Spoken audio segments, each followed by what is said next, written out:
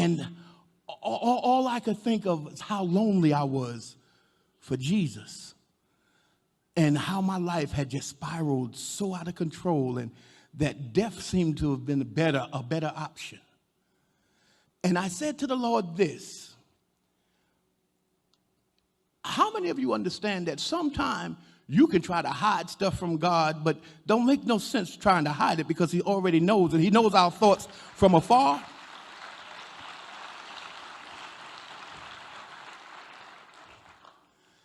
And I broke down and told the truth to God. I said, Lord, I know that I really don't want to serve you. I like getting high. I could not tell you what I got out of the crack. I know one hit and I was off to the races. But the heroin, oh my goodness, it seemed like that was just the best thing this side of heaven. And I didn't want to stop. And I said that to the Lord, I don't want to serve you. I like getting high. But I'm dying and I'm going to hell. I need for you to disregard what I want. And I need for you to change my heart. And Lord, if you would do that, if you would get me out of this, I'll know what the songwriter meant when he wrote, glory, glory, hallelujah, since I laid my burden down. Now, I didn't realize until months later that I had repented then. I had really gotten honest with him. But he began to work and work and work. And that night that I went out there and robbed those people with a gun with no firing pin, if they had pulled their guns, which they had on them, what was I going to do? Say bang? Bang, bang. Bang, bang, bang.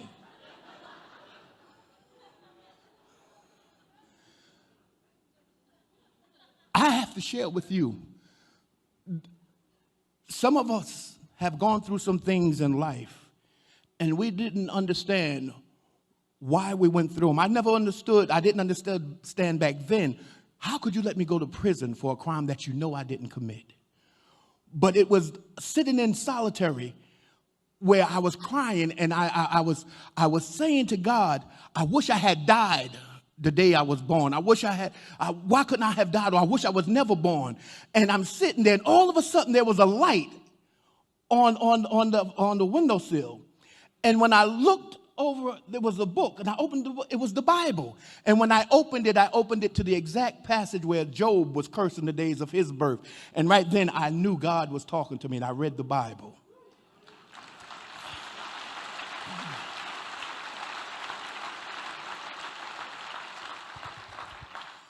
Nevertheless, I still went to jail. But I went to jail having a sixth grade education. And when they released me after 3.5 years, I had an associate's degree and I was on my way to a bachelor.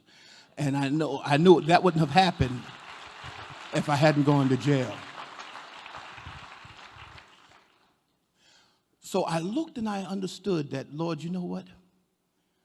You let me go through everything that I went through.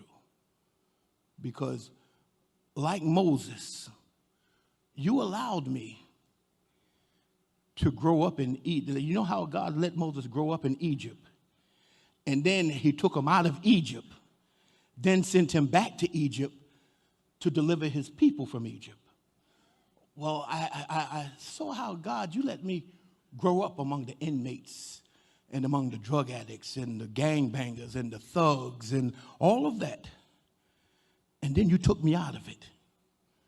And in 1992, you took me from New York City and sent me back into it in Detroit in order to bring those same people out of their Egypt. And I thank God.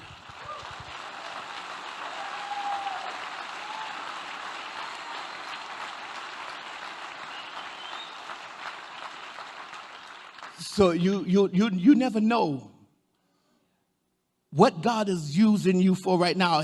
Some of us tell somebody, I'm in basic training right now. But he's getting ready to send me to war when this is all done.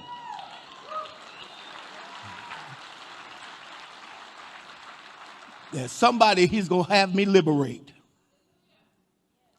You're not just going through whatever it is you're going through. And we all go through something different. Everybody's story is not drugs. But whatever your story is, know that God is sending you through a training, preparing you. And there'll be somebody. The thing is, don't be afraid of up until I talk about how the Lord came into it, it's just my life story. It's when I bring Jesus into it, it's my testimony. And don't be afraid. Don't you dare be afraid or get to the point where I've accumulated so much or I'm in such a position that I can't let anybody know about my past. Because let me share with you, you'll be surprised how God can use your past to correct someone else's future.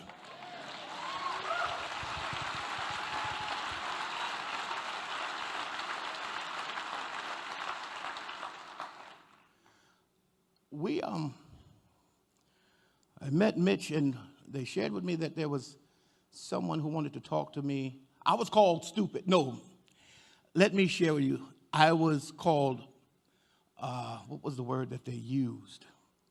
Unorthodox. But it was a polite way of saying, he's stupid. Because how in the world do you bring people to live in a church? That is the dumbest, who in the world? They're living at the church. Well, we had the space. And someone built the beds. And someone else donated mattresses. So why not? The church now is known worldwide. Not because I'm such an electrifying preacher. Not because I call a prayer line and I lay hands on you and you're automatically healed, or I just speak it. Come on out, and drug addicts are completely recovered. We're not known for that. We're known because there was a group of poor people who didn't have very much, were willing to take from what they did have and share with other poor people.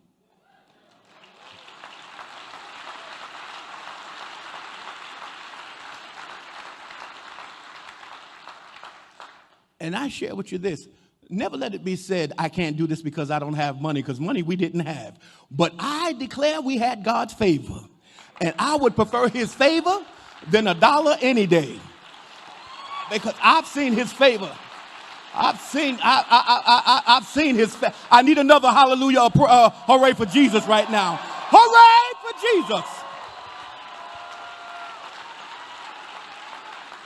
I've seen his favor do what dollars would never. And when I spoke with Mitch, and he said, well, tell me a little bit about yourself. Now, I could have told him that I'm the pastor of I Am My Brother's Keeper and all that other stuff. But I feel if we're going to talk, you ought to know who you're talking to.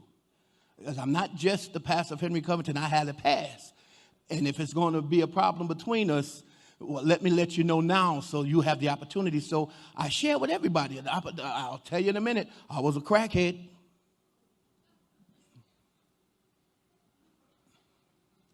I was in gangs. I've been to prison.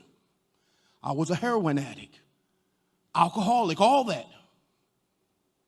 Sad to say, even involved in murder. But God. If you ever wanted to see a miracle, look at me. You've seen one. Go home and tell somebody, I've seen a miracle tonight.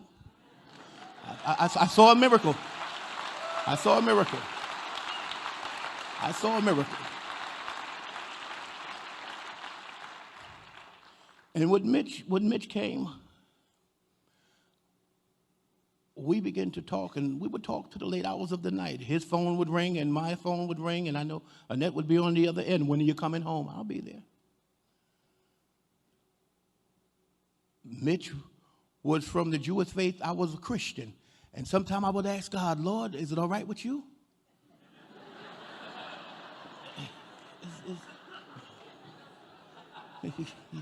you know, because I found myself liking this guy. You know, Lord, you know, I like him. Is it all right? I'm not compromising. Now, God, is it okay?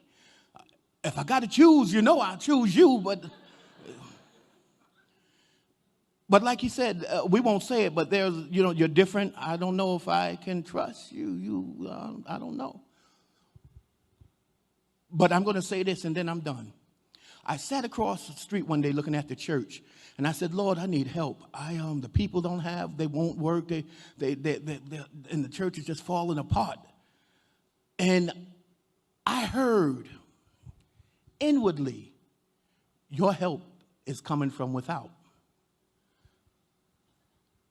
And it was it wasn't audible. I didn't hear it in my ear, but I heard it. And I was trying to hear it again so hard that I was sitting on this wall, and almost like Humpty Dumpty, I almost fell off because I was leaning over trying to, what?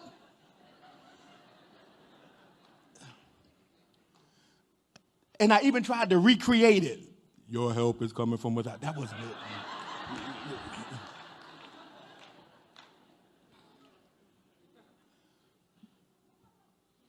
But about 6 months later, these two guys came down. Two men from the suburbs, from the Wesleyan tradition. And they said, we heard that you have a shelter here and you feed the homeless, and we'd like to come down and see what you do. I said, all right, come on. When it was all said and done, the Wesleyans had called some of their friends, and we had people from all over coming to fix meals for the homeless at our church, and we got the bed built for the dorm, and I mean everybody was just coming doing things. And one Christmas, Mitch happened to write an article, and there was the sanctuary. The bottom portion of the sanctuary was filled, full, packed. Turkeys, hams, clothing, all sorts of stuff.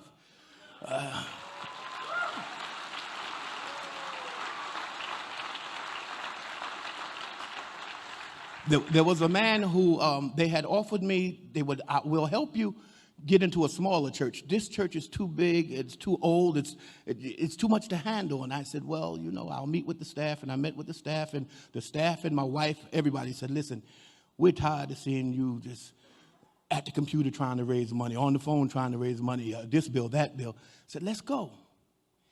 And I said, I know this building looks sort of ugly and ran down and torn up on the outside, but that's how we look to God, and he doesn't leave us. And I said, and I don't believe that he brought me all the way from New York City to leave me. And then the guy made a mistake because he said, Henry, I wish you would reconsider. He said, because this building is too much for God to handle. Now, I really believe that he meant to say it's too much for your ministry to handle. But he messed up and said, God. And I went right to my room and said, God, you heard him. Now show him. Said, your people need to see that there is a reward for trusting you.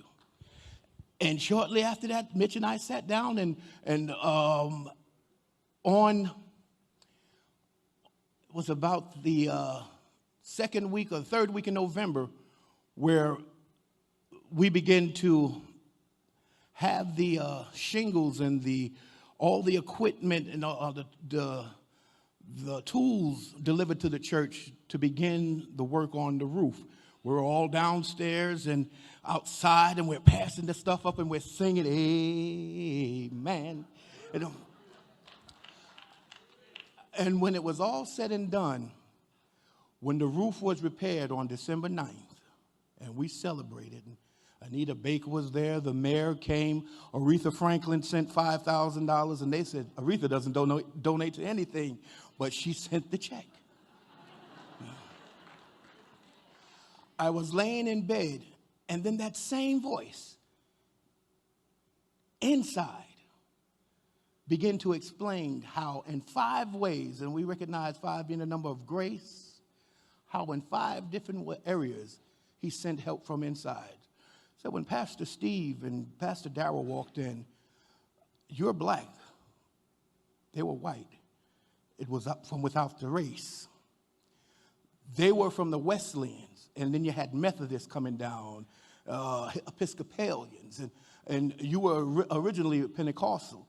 They were outside your denomination. Then you had them coming from Romulus, from Inkster, from Dryden. They were from the suburbs. You're in the city. They were from without the city. And these were people from different from churches and organizations. They were without the congregation. And then you had Mitch Albom come in, who was without the faith. Outside of the faith, outside of the city, outside of the race, outside of the congregation, said, wow. But my help came from without, and most important, my help came. And he showed me something very important. Said, if a man is hanging over a cliff and he's about to fall and plunge to his death, and there's a rope connecting him, and you're holding on to this rope, it doesn't matter if the man who comes to assist you, and this whole rope is too heavy for you, if the man who comes to assist you comes from another faith, comes from another race, comes from no matter what, 4 or 5 of them, if the goal is to save this man's life, what does it matter to you what his background is if you want to save a life?